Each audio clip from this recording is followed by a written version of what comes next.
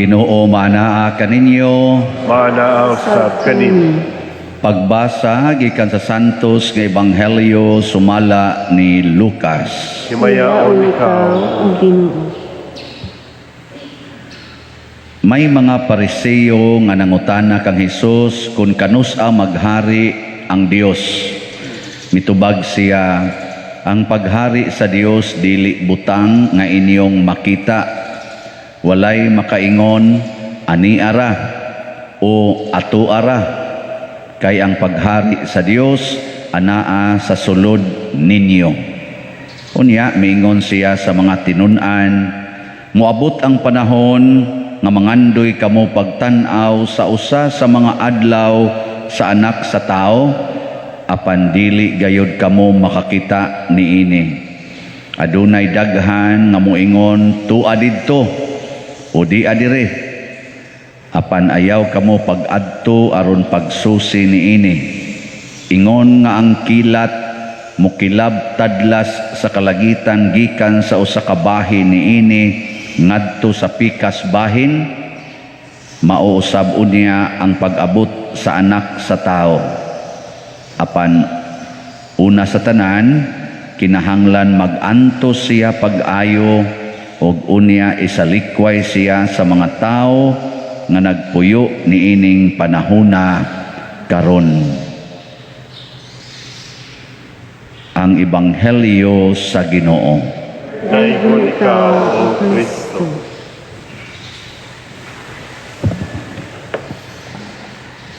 Gihulagway ni Propeta Solomon tungod sa kaalam nga nagpuyo diha kaniya nga ang kaalam sa Dios mo'y naghari diha niya ug kining maong kaalam naghari sa tibuok kalibutan nya putli kayo ni siya, very pure, nya hayag kay ni siya nga wa gyoy matago diha niya. Muna nga bisan kunog kinsay musod aning maong kaalam or muduol ani nga dunay sala mahibaw-an yun kay putli man kay siya nya purtig yung hayaga. Murabag ka na bang saringan anang pinakanindot sa una ultrasound ba na may makakita sa sods itong lawas sunod na anasay sana MRI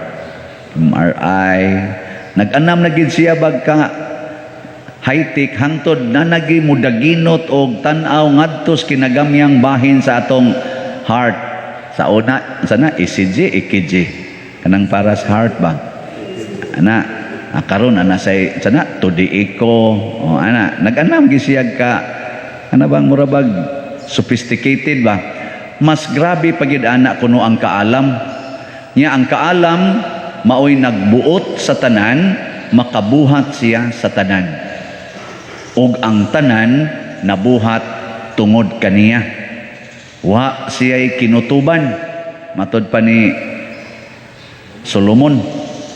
Kinsa man ni siyang iyang gidescribe mao kini si Kristo. Si Kristo mao ang kaalam sa Dios, ang pulong sa Dios. Mao na nga matod pa ni sa Gospel ni St. John sa pasiuna sa iyang ebanghelyo niingon siya sa wala pay nabuhat bisan unsa ang pulong diha na ug ang tanan nabuhat pinaagi kaniya ug diha kaniya ug alang kaniya. Mo ni siya ang kaalam sa Dios. Mo na nga ang atong tubag sa Salmo niingon ta.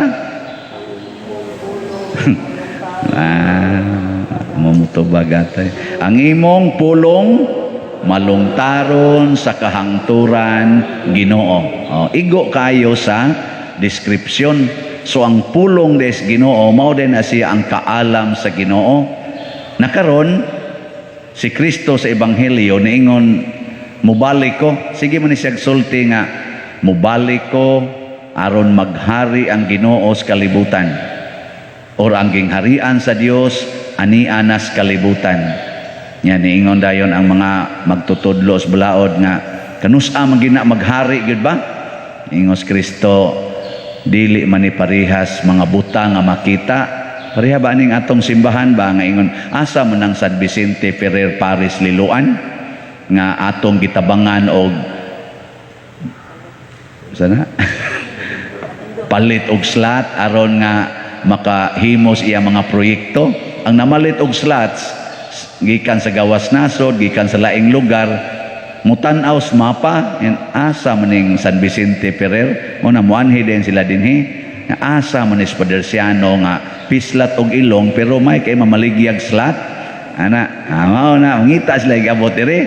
Ang makitan kay usaman ka lugar, usaman ka butang, usaman ka tao, pero matod pa ni Kristo, ang paghari sa Dios dili makita, dili ka kaingong di adiri tu adidto tu adidto. Siya ay mo relax nga nang maingon labi na karon ay tu aditong Ginoo, ta dito naayo dito masakiton, dito nabuhi ang patay, kaning pariab na agi ni Ginoo kay ana ayan lang paghari-hari, ayan lang kuno paghasol-hasol og adto pa didto. Nga naman matod pa ni Kristo, ang paghari sa Dios anaa sulod ninyo. Matod pa ni Solomon, musud na nato ug mususi sa tanan nga naa nato. Nya kun ato siyang tagaag higayon, limpyuhan ta niya sa iyang kahayag ug sa iyang kaputli. Limpyuhan ta ba? Naa na sud nato. Gano lingi ako na imong tupad. Na yung tupad balingi ang igna na kay gingharian sa Dios diha igna kano pangutan ba inana na kay gingharian sa Dios kay may masanang pangutan-on ta usahay kay basig wa na ta kahibaw nga naa ang gingharian sa Dios nato. Gasigi tag pangandoy moabot kanamo ang imong gingharian nya nana day sud nato di ay mo nang uban karon hulga-hulgaon ta hala pader iapil pag yung hulga lapader nabaya ko'y kuan kanang bisyon nga muabot na ang Ginoo pader og mga daot kani mga lugara pader mao ni ang una niyang silutan, mao ni ang una niyang pahamtangan sa iyang silot kay nag-ingon ang Ginoo igabot niya iyang gunubon ang kalibutan. Naa na sa Bible God mutipas sa ilang naandang agianan ang mga planeta ug mangngit-ngit ang adlaw ug mudahunog ang tibuok kalibutan. Hapit na kuno moabot pader iwali in taon pader nga magbag-o na ta para dili madayon ang dakong kadaot. Naku, wa man ko magkuwang og walis pagbag-o, pero daghan man lang gyapon kaayong wa mabag-o. Wa lang gyapon gubay lang koral, wa lang gyapon ayuha ang daan nga madako-dako. Sige lang gyapon abortion, sige lang gyapon anang puyo-puyo, sige lang gyapon anang same-sex union, sige lang gyapon anang inom anang pills, sige lang gyapon anang premarital sex ang mga batanon. Apil gani may usahay niya, sige lang gyapon sugal, sige lang gyapon linibakay, sige lang gyapong dinumtanay ang mga managsuon na nag-away na ang ilang compound nagkinuralay na nga di na sila magkasinabot hastang ilang mga pag-umangkon og mga apo. Sige man lang gyapon, sige man ta kog wali ana. Nako ay na lang kog sultihi. Kay basig hasta ikaw na apil og akusad. Ngano man kay ang pulong sa Dios, ang kaalam sa Dios isalikway sa kalibutan matod pa ni Kristo. Sa dili pa kini moabot ang katapusan sa kalibutan matod pa niya, isalikway ko sa tanang katawhan. Muna moingon ko, basig hapit na moabot ang katapusan sa kalibutan kay ang paghari sa Dios isalikway sa tanang mga tao nga nagpuyo niining panahona karon matod pa ni Kristo. Naningon siya apan una sa tanan kinahanglan magantos siya pag-ayo ug unya isalikway siya sa tanang mga tao nga nagpuyo niining panahona karon. Kusog biya kita mo salikway og Ginoo karon sa unsa mang paagi di ta maminaw siyang pulong. Magpili rata o unsay atong paminahon. Inigingon higugmaay mong kaaway. Oo, higugmaon. Sugo man sa Ginoo. Og tamparoson ka, patamparos lang sa spikas ng adi na sa na madaoy, sobra na sa nana. Sa likway din, pulong ya punas Ginoo. Pasaylo ang imong isig katao. Oo, pasayloon gyud kay ngoagot ta kinahanglan magita mo pasaylo. Pasaylo ag kapituan kapito. Ana magsalig na sad na oy, sobra na sad, abusuhan na punta ana. Di ba? Kusog kita mo sa likway. Nya kamo ron, wa mo magsalikway sa pulong sa Ginoo. Nda. Hilom lagi mo. Nya moingon sa karon ako, ikaw pa dir wa ka magsalikway. Wa. Hay mang kulikta di sa bulsa. Karon bitaw dugay-dugay pa biya moabot akong birthday, wa man ko kahibaw moabot pa makaabot pa ba ko. Karong November 24 akong ika-58 nga birthday. Nya daghan naman kay magsige greet nako, di gid ta kalikay no kung niya na to sa parokya ba. Daghan ang mangutana pa diron sa may imong plano nako ada di lang ta magplano, adi na mahimo pa diroy. Paris presto ka, magplano gyud ka. Mo na nga sige kog kuan, sige kog pamalandong Ginoo unsa may maayong planohon para sa akong birthday in kaso lang makaabot ko. In kaso lang ba o makaabot kanang unsa may maayong buhaton nga para gyud malipay ka. Dili ako'y malipay kay ang sentro dayos birthday unsaon ko paglipay. Karon ang akong gipangayo unsaon ti ka paglipay tungod sa birthday. Usa ra gyud tubag sa Ginoo. Pamaligyag slat. Mao ra gyud na.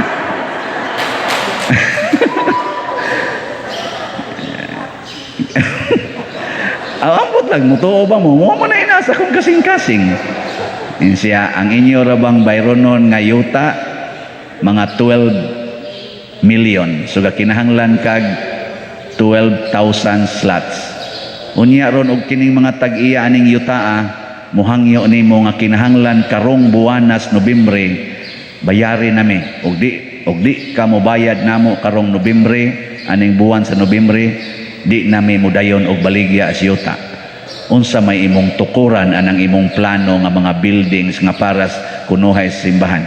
So pamaligya ingna sila karong buwan sa Nobyembre 12,000 slots ang atong paliton. Tanawa di bawa na mo kauyon. Ngano man mao lagi na isalikway gyud ang pulong sa Ginoo niining panahon na karon. Pero di mo musalikway, palit. Mo nay ikaduha nga giingon sa Ginoo, ikaw sad na amang kay stipend palit sad. Nya di nako gusto nga ang imong stipend sa buwan sa Nobyembre imo pa nang kuhaan og imong personal. Kinahanglan ang tanan ibalik na nimo sa parokya 100%. Mo na nga bisag guol ako nang tumanon ibalik ko na sa parokya haron ipalit og slot. Ngano masad mo malipay? Di mo ganahan. Nya ikatulo siya na amang kay allowance nga dawaton kada buwan sa parokya. Ang katunga na lang ana mao'y dawata, ang katunga ipalit gyapog slot. Naku sobra naman sa tingali na Lord. Entitled man ko ana, gamay na malang gani kay nang allowance amo magay nang gislasan. Unya imo pag yung kuhaon. Siya sige, di jud ka mahalinan og 12,000 slots. Naku ako di imong papaliton sa kinsa pa man di ay. Nakanang imong parishioner di man na mamalit. Tabangin na lang sa kuninyo anyo.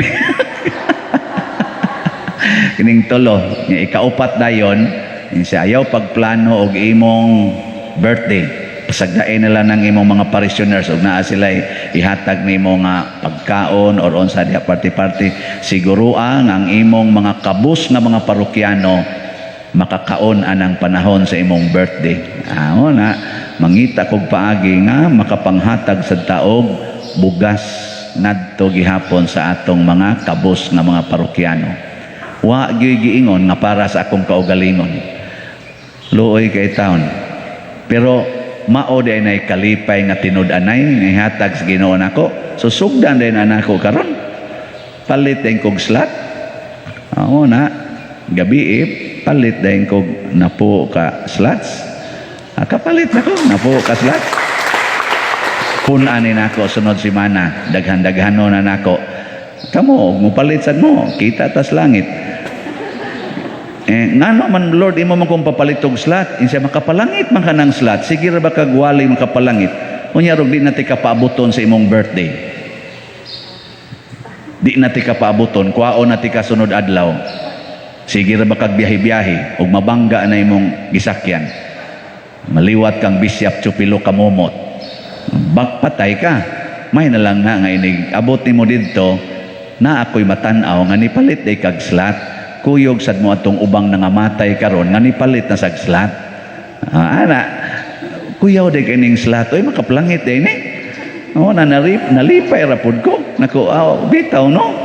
Ako ra di ay magsigig baligya nya di ko mopalit. Talagsaon ra kay nay nga ikaw nga namaligya, ikasay unay-unay og palit sa imong gibaligya. Talagsaon ra kay na mao nay gitawag og wisdom of God. Wisdom ba? Ana, pasabot ang gustos Ginoo nga ako mahigugma sad ko niining atong parokya, nga mahigugma sad ko niining lumalabay nga lugar nga akong pag-alagaran. Kay mga pila ka tuig gikan karon, depende sa obispo, mukalit ra man nag-ingon, "Pader, balhin diha." Mabalhin ra man ko dire, pero at least nakahatag sad ko sa akong paghigugma dinhi niining parokyaha. Dili lang kay ako ning ipiyal ninyo. Kay karon parokyano masag ko dinhi, di ba? Ana na siya. Ato gid ini siyang tinudon niya matud pa sa atong gospel nga ang paghari sa Dios anaa sulod kanato. Ang resulta mahimotang santos, mahimotang balaan. Muna kini si Saint Martin, nahimo siyang balaan bisan sa una military siya, mura ni siyang Saint Ignatius of Loyola, nibiya siya sa pagka-military ug ni alagad sa simbahan. Grabe kaayo ang iyang pag-conquer sa mga enemies, labi na gining mga yawanon nga mga batasan, sama ang pagdinumtanay, away, pinatyanay, iya gid nang gipaningkamutan pagsulbad ang pagtudlo sa mga taong maghigugmaay, mag-alagaray, kay dili makaluwas nato ang kwarta. Kanang imong kural nga dako kaayo, kanang imong nataran nga dako kaayo, di na makaluwas nimo. Ang makaluwas nimo paharia ang Ginoo sud sa imong kasing-kasing. Muna buhi kun patay, iya gid tas Ginoo matud pa ni Saint Martin Tours. Kana mo'y hunahuna, buhi kun patay. Ayaw pag siguna-huna nga buhi ka, huna-huna asang mamatay ra ka. Muna ako magsikog hunahuna, muna mayong ko 24 karong buwana, birthday na ako, ika-58. Kun pananglitag makaabot ko, muna akong buhaton. Pero samtang wap ako kaabot, magbuhat nako unsay gustos Ginoo. Di ba? Ana na siya. Kamo nas kasiguro di mo makasimba pa mo ugma. Hilingi ana imong tupad. Ina, siguro ka nga makasimba pa ko ugma. Ina, siguro ka nga makasimba pa ko ugma. Ana, di gina siya makaingong siguro ka makasimba, magkita pa mo ugma. Pero kining atong panagkita karon nga maghigugmaay ta ug mosugod ta pagsunod sa Ginoo, mao ni ang mapuslanon sa tong kinabuhi, dili ang ugma. Di ba? Nindog na ta mga tapusonon. Mga igsuon, ang Ginoo kanunay naghatag kanato sa mga grasya sa kaayuhan alang sa lawas ug kalag. Busa masaligon kitang mudangop kaniya sa pag-ingon, Ginoo patalinghugi kami. Ginoo patalinghugi kami. Alang sa simbahan nga mahimo siyang dalangpanan sa mga nangita sa Dios ug abagan sa mga nanginahanglan, magampo kita sa Ginoo. Ginoo patalinghugi kami. Alang sa mga nangangulo sa atong nasod nga maantigo sila sa pagpaambit ug pag-apod-apod sa mga gikinahanglan sa katawhan, magampo kita sa Ginoo. Ginoo patalinghugi kami. Alang ni adtong nag-antos sa nagalain-laing matang sa sakit, nga makabaton na sila og hingpit nga kaayuhan ug kahupayan diha ni Kristo, magampo kita sa Ginoo. Ginoo, patalinghugi kami. Alang sa mga nag-alagad sa mga masakiton ug ubang hutong sa katilingban, nga makabaton kanunay og grasya sa paglahutay ug nga mapanalipdan sila, magampo kita sa Ginoo. Ginoo, patalinghugi kami. Alang sa pagsaulog sa 500 years of Christianity, nga unta magmalampuson ang tanan nga kalihukan, ilabi na sa mga parokya, ug atong mapalawman ang atong pagtuo ug paglaom, isip mga binunyagan, magampo kita sa Ginoo. Ginoo, patalinghugi kami.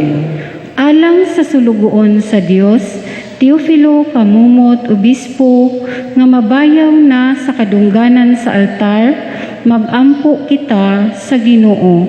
Ginoo, patalinghugi kami. Alang sa mga proyekto dinhi sa atong simbahan nga pinaagi sa pangama ug pagiya ni San Vicente Ferrer, magmalampuson ug mahumanunta, sumala sa atong mga giplano ug gipangandoy, magampo kita sa Ginoo.